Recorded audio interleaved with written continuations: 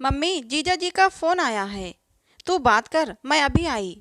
नहीं मम्मी, कह रहे हैं जरूरी बात करनी है आपसे, जल्दी आओ। ये सुनकर कमलेश जी का दिल जोर जोर से धड़कने लगा कि ऐसी कौन सी बात हो गई कि सिर्फ मुझसे ही बात करनी है। उन्होंने कांपते हाथों से फोन पकड़ा।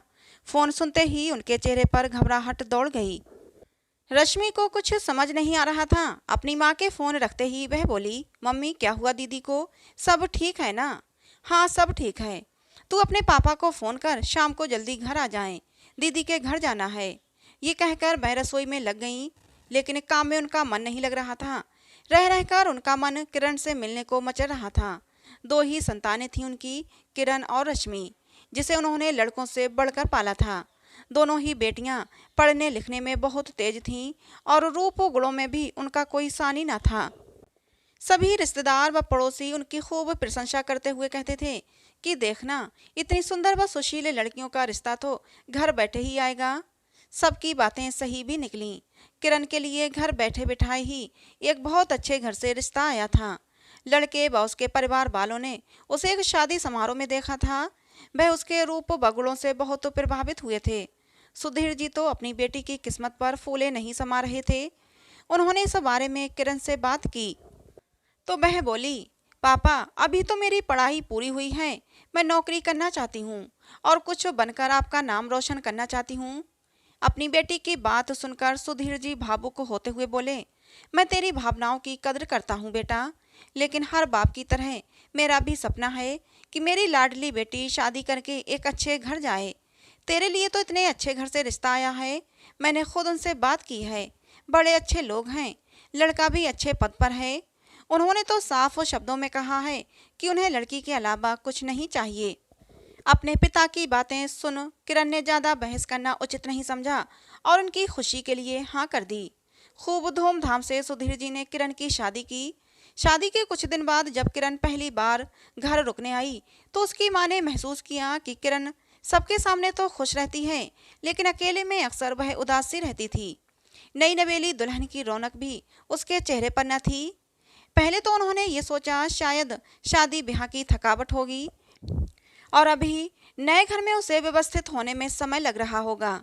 लेकिन जब 2-3 महीने तक भी हर बात पर चहकने वाली किरण ज्यादा ही गुमसुम रहने लगी तो उनसे ना रहा गया। उन्होंने इस बारे में अकेले में उससे बात करनी चाहिए तो वह फीकी सी हंसी हंसते हुए बोली, आपके बिना मन नहीं लगता है मम्मी। बेटा, मैं तेरी माँ हूँ। बिन बोले ही तेरी आंखें पढ़ लेती हूँ। मुझे नहीं बताएगी लाडो अपने मन की बात? ये सुनकर किरण रोने लगी। अपनी बच्ची को यूं रोता देख कमलेश जी का कलेजा फटने लगा।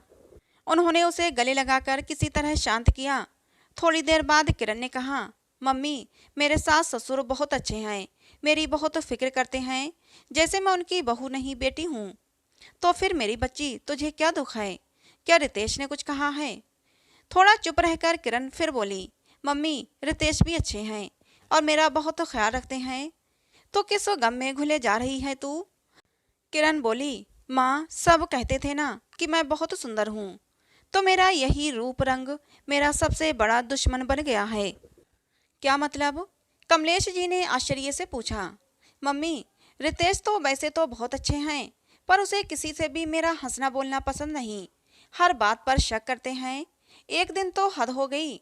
मेरे सास ससुर किसी काम से बाहर गए हुए थे और ये ऑफिस में थे। तभी उनका एक दोस्त जो शादी में नहीं आ सका था घर आया। मैंने उसे अंदर बुलाकर चाय नाश्ता करा दिया। शाम को जब ये आए तो इस बात पर इन्होंने खूब कोहराम मचाया कि हम सबकी गैर मौजूदगी में तुमने अकेले अंदर उसे बुलाया क्यों? मेरे ससुर ने मेरा पक्ष लेते हुए उसे खूब समझाया कि इसमें गलत क्या है। इसने हमसे पूछकर ही उसे अंदर बिठाया था। क्या अच्छा लगता कि तुम्हारे दोस्त को ये दरवाजे से ही लौटा देती? लेकिन उनके दिमाग में शक ने ऐसी जगह बना ली थी कि वह किसी की भी सुनने को तैयार नहीं थे। किरण की बातें सुनकर कमलेश जी का दिल धक से रह गया। उन्होंने कभी सपने में भी नहीं सोचा था जिस बेटी की किस्मत पर वह नाज कर रही थी वह ऐसे तिल तिल कर जल रही है। उन्होंने किसी तरह खुद को संभालते हुए कहा, बेटा शादी दो अनजान लोगों का मिलन है, जिसमें साथ रहते हुए हम धीरे धीरे एक दूसरे को समझते हैं। हो सकता है रितेश तुम्हें अभी अच्छे से समझ ना पाया हो, लेकिन मुझे विश्वास है कि मेरी किरण अपने व्यवहार से जल्दी ही उसके मन में बैठी गलतफहमी दूर कर देगी। किरण ने हाँ में सिर हिला दिया, किंतु कमलेश जी व किरण ये अच्छी तरह से जानती थीं कि शक का कीड़ा अगर एक बार मन में बैठ जाए तो उसे चाहकर भी निकालना असंभव है।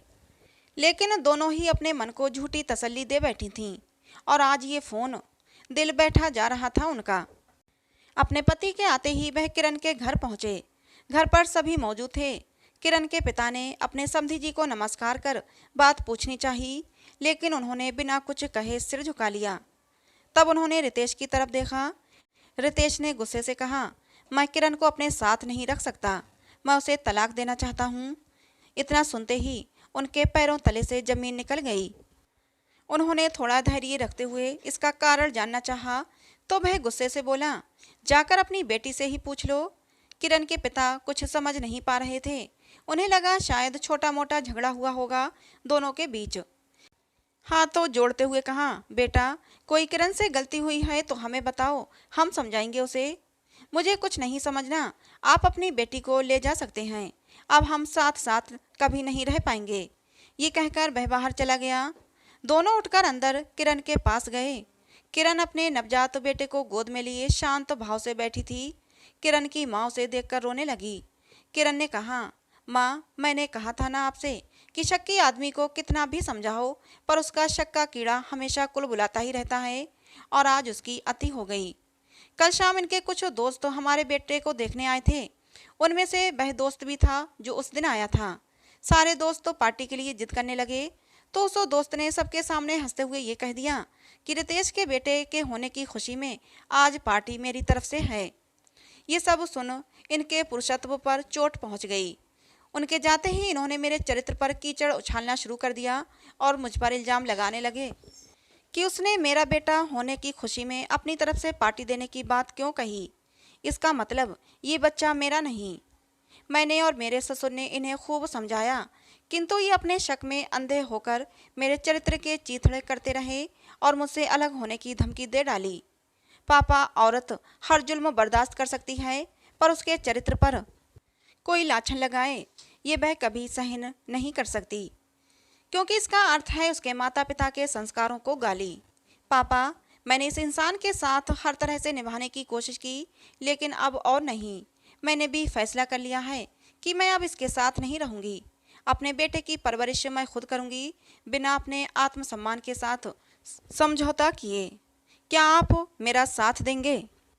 किरण की बात सुन सुधीर जी ने उसके सिर पर हाथ रखते हुए कहा, बेटा मैंने शुरू से ही तुम्हें स्वाभिमान के साथ जीना सिखाया है, तो आज क्या मैं तुम्हें समाज के डर से अकेला छोड़ दूंगा? पति पत्नी का रिश्ता आपसी विश्वास का होता है, और जब वो यही नहीं रहा तो इस रिश्ते को जबरदस्ती ढोने का कोई फायदा नहीं। मेरी बच्ची, इस फैसले में हम तुम्हारे साथ हैं। तो दोस्तों, ये कहानी आपको कैसी लगी कमेंट करके ज़रूर बताइएगा। पसंद आई हो तो प्लीज़ लाइक करें, शेयर करें, चैनल को सब्सक्राइब करें। मिलते हैं दोस्तों किसी नई कहानी में।